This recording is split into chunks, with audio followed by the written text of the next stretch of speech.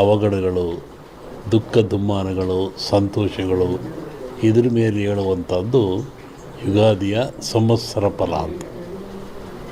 ಇನ್ನೂ ಒಂದು ತಿಂಗಳು ಲೇಟ್ ಇದೆ ಯುಗಾದಿ, ಅದರಿಂದ ಆ ಫಲಗಳ ಹೇಳೋದು ಸ್ವಲ್ಪ ಕಷ್ಟ. ಈಗ ನೀವು ಕೇಳುವಂಥದ್ದು ಏನು ಅಂತಂದರೆ, ಮಳೆ ಬೆಳೆಗಳು ಆರೋಗ್ಯ ಮುಖ್ಯವಾಗಿ ನಮ್ಮ ದೃಷ್ಟಿಯಲ್ಲಿ ಕರ್ನಾಟಕಕ್ಕೆ ಬರುವ ಸಂವತ್ಸರದಲ್ಲಿ ಯಾವುದೇ ವಿಧವಾದ ತೊಂದರೆ ತಾಪತ್ರಯಗಳಿಲ್ಲ. ಮಳೆ ಬೆಳೆಗಳು ಚೆನ್ನಾಗಿ ನಡೀತವೆ, ಸುಭಿಕ್ಷತೆ ಇರ್ತದೆ ಮತ್ತು ನಾಡಿನಲ್ಲಿ ಯಾವುದೇ ಕೊರತೆ ಕಾಣ್ತಾ ಇಲ್ಲ. ಯುಗಾದಿಯ ನಂತರ ಕರ್ನಾಟಕದ ಬಗ್ಗೆ ಮತ್ತು ಜಾಗತಿಕ ಬಗ್ಗೆ ಭಾಳ ಅಜಾಗರೂಕತೆ ಇದೆ, ತೊಂದರೆ ಇದೆ. ಹೋದ ವರ್ಷಕ್ಕಿಂತಲೂ ಹೆಚ್ಚಿನ ಭೀಕರತೆ ಕಾಡುವ ಲಕ್ಷಣ ಇದೆ.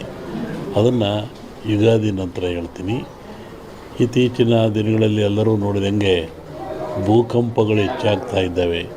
ಇದನ್ನು ಒದರಿಸುವೇ ಹೇಳಿದ್ವಿ ನಾವು. ಇದನ್ನು ಭೂಕಂಪಗಳು, ಭೂಮಿ ಅಗಲತಕ್ಕಂಥದ್ದು, ಜನರಿಗೆ ಸಾವು ನೋವು ಆಗ್ತಕ್ಕಂಥದ್ದು, ಕಟ್ಟಡಗಳು ಬೀಳ್ತಕ್ಕಂಥದ್ದು ಇದು ಮುಂದುವರಿದ ಜೊತೆಗೆ ಭೂ ಸುನಾಮಿ, ಜಲ ಸುನಾಮಿ, ಬಾಹ್ಯ ಸುನಾಮಿ ಅಂತ ಇಲ್ಲಿವರೆಗೂ ಬರೀ ಜಲ ಸುನಾಮಿ ಆಗ್ತಾಯಿತ್ತು.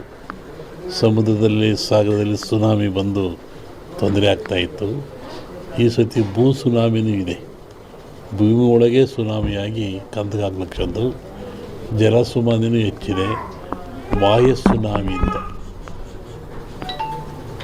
ಬಾಹ್ಯಾಕಾಶದಲ್ಲೂ ಆ ತೊಂದರೆ ಆಗ್ತಕ್ಕಂಥ ಲಕ್ಷಣ ಇದೆ. ಅದನ್ನು ಯುಗಾದಿ ನಂತರ ಹೇಳ್ತೀನಿ. ನೀವು ಭಾಳ ಅಪೇಕ್ಷೆ ಪಡುವಂಥದ್ದು ರಾಜಕೀಯ. ಏನಾಗುತ್ತೆ, ಏನಾಗ್ತಾರೆ, ಎಂತ ಆಗ್ತಾರೆ ಅಂತ ಒಂದು ಸಾಂಪ್ರದಾಯಿಕವಾದ ಮಾತು. ಎಲ್ಲ ಧರ್ಮಗಳು ಇದ್ದಾವೆ, ಎಲ್ಲ ಸಮಾಜಗಳು ಇದ್ದಾವೆ, ಎಲ್ಲ ವರ್ಗದವರು, ದೈವದವರು ಈ ಭೂಮಿಯಲ್ಲಿ ವಾಸ ಮಾಡ್ತಾ ಇದ್ದಾರೆ. ಒಂದು ಸಮಾಜ ಪ್ರಾಚೀನ ಕಾಲದಿಂದಲೂ ಸಹಿತ ಹಾಲುಮತ ಸಮಾಜ ಅಂತ ಕರೀತಾರೆ. ಹಾಲುಮತ ಸಮಾಜ ಅಂದರೆ ಅವರು ಅಡವಿಯಲ್ಲಿದ್ದು ಕುರಿಗಳನ್ನು ಸಾಕಿಕೊಂಡು, ಕುರಿಯ ಇಕ್ಕೆಯಲ್ಲಿ ಲಿಂಗವನ್ನು ಕಂಡು ದೈವಾರಾಧನೆ ಮಾಡಿಕೊಂಡು ಬಂದಂಥ ಒಂದು ಸಮಾಜ.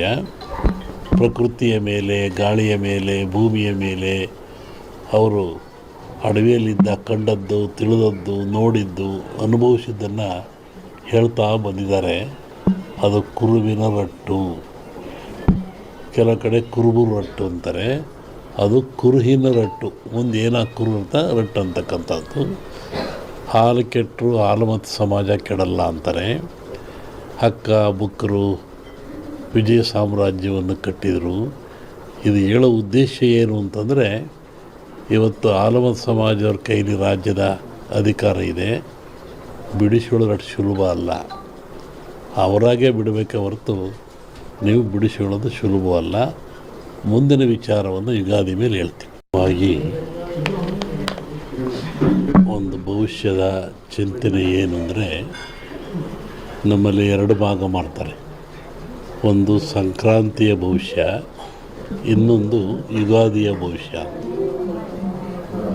ಸಂಕ್ರಾಂತಿಯ ಭವಿಷ್ಯ ರಾಜರಿಗೆ, ಮಹಾರಾಜರುಗಳಿಗೆ, ದೊಡ್ಡ ದೊಡ್ಡ ವ್ಯಾಪಾರಸ್ಥರಿಗೆ ಮತ್ತು ಅನೇಕ ಘಟನೆಗಳು ಬರುವಂಥದ್ದು ಸಂಕ್ರಾಂತಿ ಪುರುಷನ ಮೇಲೆ ಹೇಳುವಂಥದ್ದು. ಇದು ಯುಗಾದಿಯ ಮೇಲೆ ಬರುವಂಥದ್ದು ಯಾವುದು ಅಂದರೆ ಚಂದ್ರಮಾನ ಯುಗಾದಿ. ಚಂದ್ರನನ್ನು ಆಧಾರವಾಗಿರಿಸಿಕೊಂಡು ಮಳೆ ಬೆಳೆ, ನಾಡಿನ ಸುಭಿಕ್ಷತೆ, ಆಗುಹೋಗುಗಳು, ರಾಜರು, ಆಳ್ವಿಕೆಗಳು, ಅವಘಡಗಳು, ದುಃಖ ದುಮ್ಮಾನಗಳು, ಸಂತೋಷಗಳು ಇದ್ರ ಮೇಲೆ ಹೇಳುವಂಥದ್ದು ಯುಗಾದಿಯ ಸಂವತ್ಸರ ಫಲ ಅಂತ.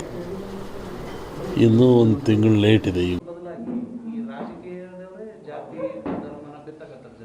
ಪೂರ್ಣವಾದ ಜ್ಞಾನ ಯಾವನೇ ಬಡಲ್ಲ ಅಂತ. ಹಾಗೆ ಈ ರಾಜಕಾರಣ ಹೇಳ್ಬೇಕಾದ್ರೆ ನಾವು ಹುಷಾರಾಗಿ ಹೇಳ್ಬೇಕಿದ್ರಲ್ಲಿ. ಇನ್ನೂ ಒಂದು ಹೇಳಿದ್ದು ನಾನು 20 ಹಿಂದೆ ಮಹಾಭಾರತದ ಸನ್ನಿವೇಶ ತಗೊಂಡು ವೀರನಾಗಿರ್ತಕ್ಕಂಥ ಅಭಿಮನ್ಯುವನ್ನು ಕರ್ಣ ಎಲ್ಲ ಸೇರಿ ಆ ಬಿಲ್ಲಿನ ದಾನವನ್ನು ಕಟ್ಟು ಮಾಡಿ ಅವನು ಮೋಸದಲ್ಲಿ ಕೊಲ್ತಾರೆ ಅಂತ.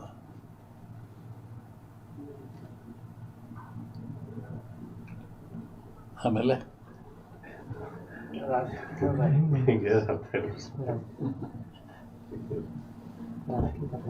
ಸಂಸತ್ನಲ್ಲಿ ಅದನ್ನ ಅಂದಾರ, ರಾಹುಲ್ ಗಾಂಧಿ ಅದನ್ನ ಅಂದಾರ ಸಂಸತ್ನಲ್ಲಿ. ರಾಷ್ಟ್ರ ರಾಜಕಾರಣದ ಬಗ್ಗೆ ಹೇಳೋದಾದ್ರೆ